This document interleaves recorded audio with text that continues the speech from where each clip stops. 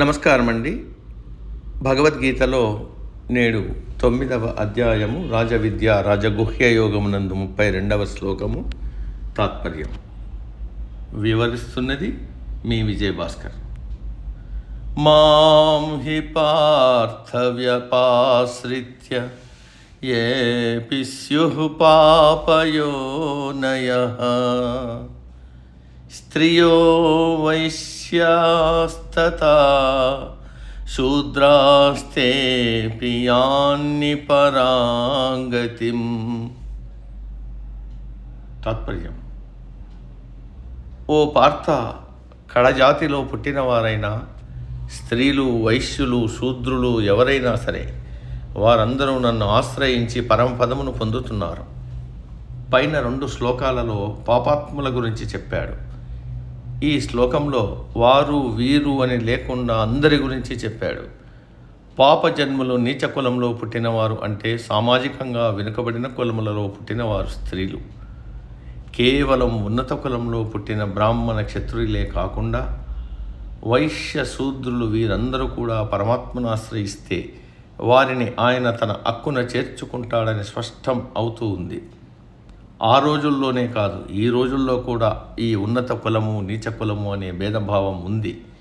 అగ్రవర్ణాల వారి నరాలలో జీర్ణించుకుపోయిన అంటరానితనం ఇంకా కొన్ని గ్రామాల్లో ఉంది.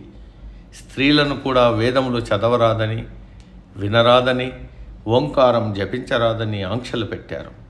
కేవలం బ్రాహ్మణ క్షత్రియులు మాత్రమే వేదాధ్యయనమునకు యజ్ఞయాగాదులకు అర్హులు అని ఆంక్షలు విధించారు. ఈ శ్లోకంలో వాటినన్నింటినీ పక్కకు పెట్టాడు పరమాత్మ. మీకు వేదాలతో శాస్త్రాలతో పని లేదు, యజ్ఞయాగములు అవసరం లేదు, పూజలు వ్రతాలతో పని లేదు. కావలసినదల్లా నిర్మలమైన మనస్సు, అనన్య భక్తి, చేసే పని మీద శ్రద్ధ. ఇవి ఉంటే చాలు, భగవంతుడు మీ దగ్గరే ఉంటాడు అని అన్నాడు.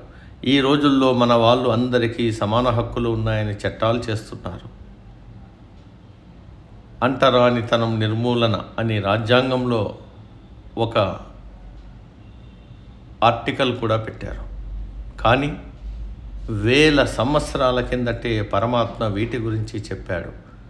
వాడు ఏ కులం వాడు కానీ, జాతి వాడు కానీ, స్త్రీలు కానీ ఎవరైనా సరే నా అనుగ్రహానికి, ప్రేమకు పాత్రులే, మోక్షానికి అందరూ అర్హులే అని ఘంటాపదంగా చెప్పాడు. కానీ మనము వినం, మన మనసు అంగీకరించదు. రామాయణకర్త వాల్మీకి, రామాయణంలో గుహుడు, శబరి, ద్వాపరంలో గొల్లపడుచులు వీరందరూ సమాజం దృష్టిలో నీచకులంలో పుట్టినవారే. కానీ వారందరికీ తన ప్రేమను పంచాడు పరమాత్మ. ఆయన ఆచరించి చూపించాడు. కృష్ణావతారంలో అయితే తాను అగ్రకులమైన క్షత్రియుడిగా పుట్టిన గొల్లపల్లెలో పెరిగాడు. వారితో ఆడాడు, పాడాడు. కానీ మనం మాత్రం వారిని వేదాధ్యయమునకు, యజ్ఞయాగాదులకు దూరంగా పెడుతున్నాం. మానవులలో ఈ భేదభావం పోనంత వరకు పరమాత్మ మనకు దూరంగానే ఉంటాడు. ఆకరుణ పరాంగతిమని వాడాడు. అంటే వీరందరూ కూడా పరమగతికి అర్హులే. ఎవరూ తక్కువ కాదు. కాకపోతే అందరూ ప్రయత్నం చేయాలి. ఆ స్థాయికి ఎదగడానికి ప్రయత్నం చేయాలి.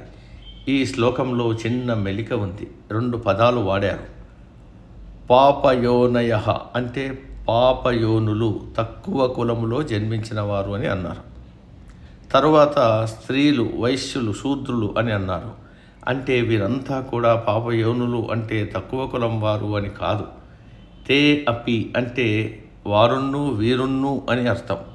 కాబట్టి పాపయోనులు అనే పదం స్త్రీలకు, వైశ్యులకు, శూద్రులకు పొరపాటున కూడా అన్వయించి అర్థం చేసుకోరాదు. ఎందుకంటే అగ్ర కులాల వారికి కానీ, తక్కువ కులం వారికి కానీ, వైశ్య శూద్రులకు కానీ జన్మనిచ్చేది స్త్రీలు మాత్రమే. వారు పాపయోనులైతే వారికి పుట్టిన అగ్రకులం వారందరూ కూడా పాపయోనులు కావాలి. కాబట్టి అలా అర్థం చేసుకోరాదు. మానవులు తమలో ఉన్న అజ్ఞానం వల్ల, వారు చేసే కర్మల వల్ల అగ్రవర్ణములు, నిమ్నవర్ణములు అని విభజించారే కానీ అందరూ ఒక్కటే. ఈ లోకంలో పుట్టిన వారందరూ పరమాత్మ కృపకు అర్హులే. అందరూ వేదాధ్యయనమునకు, యజ్ఞయాగములకు, శాస్త్ర పఠనమునకు అర్హులే. ఎవరిని తక్కువ చేయడానికి వీల్లేదని స్పష్టంగా చెప్పాడు కృష్ణుడు. ఈ పదాలను మరొక విధంగా కూడా అర్థం చేసుకోవచ్చు. స్త్రీలు అంటే శారీరకంగా స్త్రీలు అని కాదు, స్త్రీల తత్వము అని అర్థం. స్త్రీలు ఎక్కువగా ఎమోషనల్గా ఉంటారు. ప్రతి విషయానికి ఎక్కువగా స్పందిస్తూ ఉంటారు. ఎక్కువ సుఖం వచ్చినా ఎక్కువ దుఃఖం వచ్చినా తట్టుకోలేరు, ఏడ్చేస్తారు. ఇటువంటి గుణాలు కలవారు పురుషులైన స్త్రీల తత్వం కలవారే. ఇంకా చెప్పాలంటే కొంతమంది పురుషులు ఎక్కువగా స్త్రీల మధ్యనే ఉండటం, వారి మాటల్లో పాలు పంచుకోవడం చేస్తూ ఉంటారు. కొంతమంది స్త్రీలు పురుష అహంకారాన్ని, పురుష లక్షణాలను ప్రదర్శిస్తూ ఉంటారు. ఇది వారి వారి మానసిక స్థితిని బట్టి ఉంటుంది. మనము సాధారణంగా శారీరక ఆకృతులను, అవయవాల అమరికను బట్టి స్త్రీలు పురుషులు అని నిర్ణయిస్తూ ఉంటాం. కాబట్టి స్త్రీలు అంటే మానసికంగా స్త్రీ లక్షణాలు కలిగిన వారు అని కానీ శారీరకంగా స్త్రీలు అని కాదు. ఇంకా వైశ్యులు శూద్రులు అంటే పుట్టుకతో వైశ్యులు శూద్రులు అని కాదు.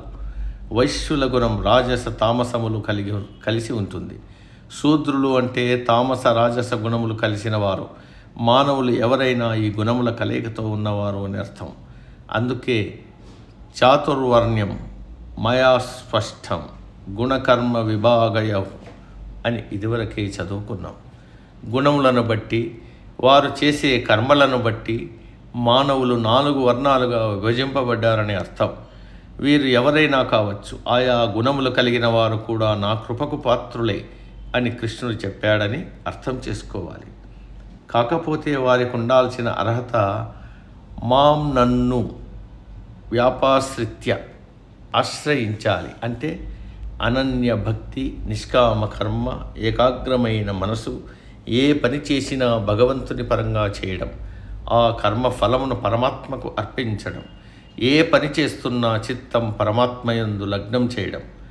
ఈ అర్హతలు ఉన్న ఎవరైనా సరే జాతి, కుల, స్త్రీ, పురుష, ధనిక భేదం లేకుండా పరాంగతి పరమ పదమునకు అర్హులే అని కుండ బద్దలు కొట్టినట్టు చెప్పాడు కృష్ణుడు. నేటికి సమాప్తం. తదుపరి శ్లోకం రేపటి రోజు. సర్వే జన సుఖినో భవంతు. అందరూ బాగుండాలి, అందులో మనం ఉండాలి.